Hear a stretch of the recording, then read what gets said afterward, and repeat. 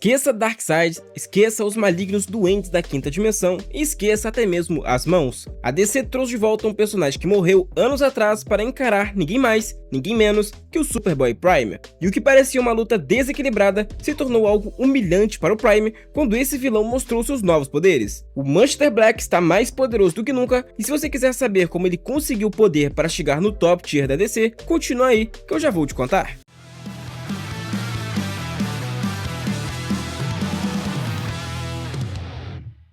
Tenho certeza que muitos de vocês conheceram Manchester Black a partir da animação do Superman contra a Elite, uma das melhores do Homem de Aço, por sinal. Ele foi introduzido nos quadrinhos da DC no começo dos anos 2000, mas ganhou muita força e ficou bem conhecido pelo público geral na animação lançada em 2012. Ele é um líder de um grupo de anti-heróis chamado a Elite, e o grande diferencial do Manchester Black não é só o seu visual marcante, mas sim seu poder mental absurdo. Ele é um telepata e um telecinético do nível extremo, o que significa que ele consegue ler e controlar mentes, além de mover objetos gigantescos ou criar rajadas de energia destrutivas apenas com a força do pensamento, mas eu vou deixar para explicar melhor seus poderes mais pra frente. O que torna o Manchester Black um personagem tão fascinante na história é o choque ideológico que ele traz para o Superman. Ele surge em uma época em que o mundo parece estar cansado de vilões que sempre fogem da cadeia para cometer mais crimes. Black e seu grupo decidem resolver esse problema de um jeito bem mais violento. Eles simplesmente executam os vilões sem dó nem piedade. E isso não é a troco de nada. Na verdade, é uma das maiores críticas da DC ao mundo real, onde as pessoas realmente ansiavam por conteúdos com essa fórmula. Foi assim que surgiram quadrinhos mais sombrios como The Boys,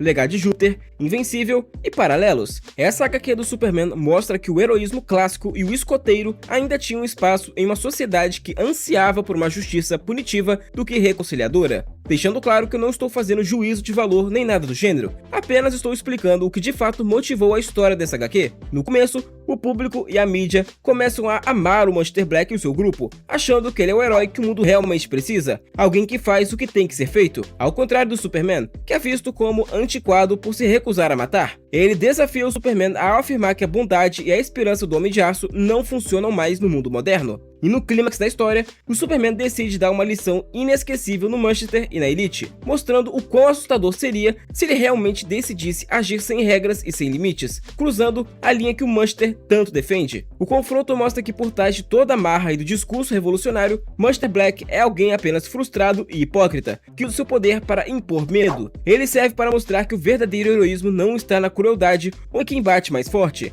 mas sim na autodisciplina e no respeito pela vida, consolidando-se como um dos oponentes filosóficos mais marcantes do Superman. Mas o personagem retornou alguns anos atrás em uma das fases mais fracas do Superman e, curiosamente, uma das melhores HQs do Superman dos últimos anos. Tudo começou quando o Superman percebe que seus poderes estão enfraquecendo devido à radiação cósmica. Ao mesmo tempo, ele descobre que o tirano Mongul mantém uma raça inteira de escravos com laços de sangue ligados a Krypton, isso em um planeta gladiador artificial chamado de Mundo Bélico. Como naquele momento a Liga da Justiça não podia abandonar a Terra por questões geopolíticas, Clark Kent decide montar uma nova equipe para essa missão suicida, no caso, a Autoridade. E é aí que Manchester Black retorna. Superman o recruta diretamente da Fortaleza da Solidão, onde o telepata estava se recuperando. Clark sabe que o Manchester é um cínico de moral duvidosa, mas também reconhece que precisa de guerreiros implacáveis, dispostos a cruzar linhas que ele mesmo não cruzaria para enfrentar o exército de Mongul. Apesar das provocações e do deboche de sempre, Manchester aceita o convite, motivado por um misto de respeito relutante pelo Homem de Aço e o desejo de fazer algo grandioso. Quando a equipe chega ao planeta Gladiador, o plano inicial dá totalmente errado. O mundo bélico é alimentado por um sol vermelho, o que drena completamente os poderes do Superman, lembrando que ele já estava enfraquecido, com uma fração do seu poder total. Então, o que estava ruim ficou muito pior. Mas graças à sua nova equipe, ele até que estava conseguindo se sair bem. Isso porque o Manchester Black e a Encantadora estavam usando seus poderes para dar uma forcinha ao Homem de Aço. A Encantadora estava energizando o personagem para que ele usasse seus poderes, e o Manchester usou ilusões para ele parecer mais poderoso e grandioso. O problema é que eles estavam para encarar o Mongul, um dos vilões mais poderosos e cruéis do Homem de Aço, apesar de que nos últimos anos a DC não tem retratado ele muito bem. Esse, na verdade, é o filho do Mongul original, ainda mais cruel, mais forte e que herdou o título do pai, prometendo fazer o que seu antecessor não conseguiu. Logo de cara, dois dos membros mais poderosos da equipe perderam, e conforme o Superman perdia a batalha, os demais membros caíam junto. O Manchester Black até chegou a sobreviver a toda essa situação desesperadora, mas chegou à Terra e morreu nas mãos do Lex Luthor. Isso porque o vilão queria usar os seus poderes para fazer com que o mundo se esquecesse que Superman é Clark Kent, coisa que estava revelado a público naquela época. E aqui é uma boa hora para explicar os poderes originais do Monster Black, para vocês terem ideia do quanto seu nível aumentou absurdamente. Eu contei que o vilão conta com apenas 2 poderes, a telepatia e a telecinese, mas que nas suas mãos se tornam verdadeiras armas destrutoras de pesos pesados. Com a sua telepatia, Monster consegue invadir a cabeça de qualquer um, mesmo que tenha um grau considerável de resistência. Ele pode criar ilusões tão perfeitas que a pessoa sente uma dor terrível no corpo, como se estivesse realmente sendo machucada. Ele também consegue ler os pensamentos de milhares de pessoas ao mesmo tempo, apagar memórias, controlar as ações de alguém como se a pessoa fosse uma marionete, ou simplesmente desligar o cérebro da vítima, colocando ela em coma. Além disso, ele funciona como uma espécie de rádio vivo, conseguindo conversar mentalmente com aliados, mesmo que estejam em planetas diferentes. Já com a telecinese, ele não se limita apenas a arremessar carros ou derrubar prédios. O grande truque do Monster é sua precisão cirúrgica. Em vez de atacar por fora, ele ataca por dentro. Na sua luta mais famosa, ele usou a mente para exprimir os vasos sanguíneos dentro do cérebro do Superman, fazendo o herói ter sintomas de um derrame cerebral instantâneo. Ele também usa essa força para criar escudos invisíveis que aguentam pancadarias pesadas. Também pode voar em alta velocidade e soltar rajadas de energia que desintegram o que estiver pela frente. Apesar de toda essa aparente invencibilidade, ele tem uma fraqueza bem simples, que é o seu corpo. Por baixo de todo esse poder mental, Monster Black ainda é um ser humano comum. Se um adversário for rápido o suficiente para atacar antes que ele consiga pensar, ou se alguém conseguir quebrar a sua concentração, ele perde o controle de seus poderes e fica totalmente indefeso. Mas claro que isso foi antes da sua nova aparição nas páginas do Superman. Mas não qualquer um, o Superboy Prime é quem está atuando como Superman em Metrópolis. Acontece que o Superman meio que se tornou uma super divindade após o fim do DC KO, e eu vou estar deixando um vídeo no card para entenderem melhor toda essa história. Acontece que no fim, o personagem ficou de fora da Terra, cuidando de assuntos que ainda não sabemos, e o Superboy Prime, que voltou no meio da crise, tomou o seu posto temporariamente. Isso tem sido uma ótima oportunidade ao personagem porque ele quer perder essa fama de super vilão que ele conseguiu nas últimas décadas. Ao tentar se adaptar a esse novo estilo de vida, o personagem acaba perdendo o controle temporariamente e massacra impiedosamente o vilão que estava combatendo. Isso até percebermos que se tratou de uma ilusão, ou melhor, uma manipulação dos próprios quadros da HQ. E como o Superboy Prime é um personagem que sabe que está em um quadrinho,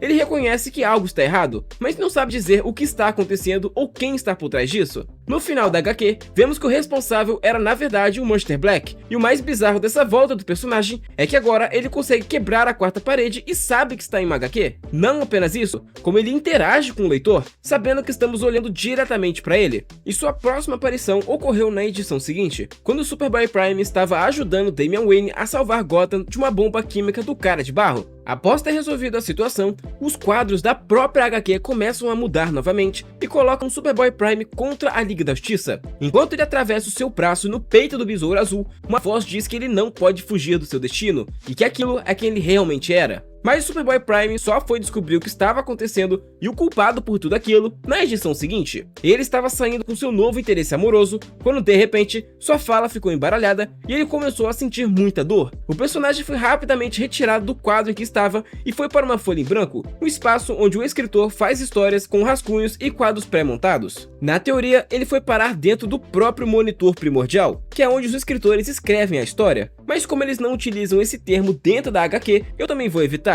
Até porque iríamos escalar e muito o nível de poder aqui. Mas enfim, lá dentro, Monster Black afirma que deveria ter feito aquilo mais cedo. No caso, entrar na mente do Prime. Mas por conta de Lex Luthor, ele não está com seus poderes no máximo, então ele teve que ir aos poucos, invadindo parte por parte do cérebro dele até os momentos mais profundos da sua história. O Superboy tem uma mente forte, mas ele tem uma mais forte ainda, e graças à mente do Prime, ele descobriu acerca do mundo real. Então muito provavelmente esse é o motivo do seu aumento considerável de poderes. Ele percebe o mundo como uma HQ e pode usar seus poderes para alterar os quadros. Mas mesmo saber disso não é o suficiente, segundo ele. Ele precisa da força do Super Prime para socar a realidade o mais forte que ele conseguir. O plano do Monster Black é fazer com que a realidade da DC se torne algo melhor, algo mais parecido com o mundo real do Prime, que obviamente recusa a proposta por ser muito perigoso. E aqui nós vemos um grande desenvolvimento de personagem para o Superboy Prime, já que por muitas décadas dentro do quadrinho, o que ele mais queria era fazer o seu mundo real voltar a existir, e ele vem aqui e recusa exatamente isso. Prime até tenta atacá-lo com sua visão de calor, mas não surte efeito e ainda leva um chute que o faz sair voando entre os quadros sangrando. Por incrível que pareça, esse chute acabou virando um grande efeito de força do Monster Black. Muito provavelmente os seus golpes ignoram resistência por ele ser um espectro e conseguir manipular a própria estrutura das HQs. Ele ter feito o Prime sangrar é um grande feito quando lembramos que ele já lutou contra todos os heróis da Terra, a tropa das Lanternas Verdes e os Guardiões sem nem mesmo se machucar. Antes disso, ele já havia encarado todos os heróis dos Jovens Titãs e amassou todos eles, onde chegou a matar alguns de forma totalmente acidental. E ele vai ter que reviver esse trauma novamente por causa do Monster Black, já que aquele chute levou ele para longe. Longe ao ponto dele ir para 2005, já que ele fez o Superboy Prime atravessar as HQs para voltar na cena que começou a batalha contra os Titãs. Claro que muito provavelmente o Prime vai tirar isso de letra, já que ele já era mais poderoso que os Titãs naquela época e agora tem um controle emocional muito maior. Mas essa nem é a questão aqui. A DC agora tem que lidar com um personagem que brinca com as páginas dos quadrinhos e transita entre os arcos como bem quiser, já que essa luta, como eu mencionei, aconteceu em 2005 na Crise Infinita. Imagina conseguir jogar qualquer personagem para qualquer arco que você quiser. Você pode simplesmente derrotar toda a Liga da Justiça jogando eles em qualquer crise multiversal sem que eles estejam preparados para lidar com a ameaça local. Isso é simplesmente insano. Não acho que seja algum exagero dizer que o personagem é um nível de ameaça cósmico que beira os doentes da quinta dimensão. Mas antes de se emocionar e mudar todas as tier lists de poder da DC, precisamos ver mais sobre o personagem.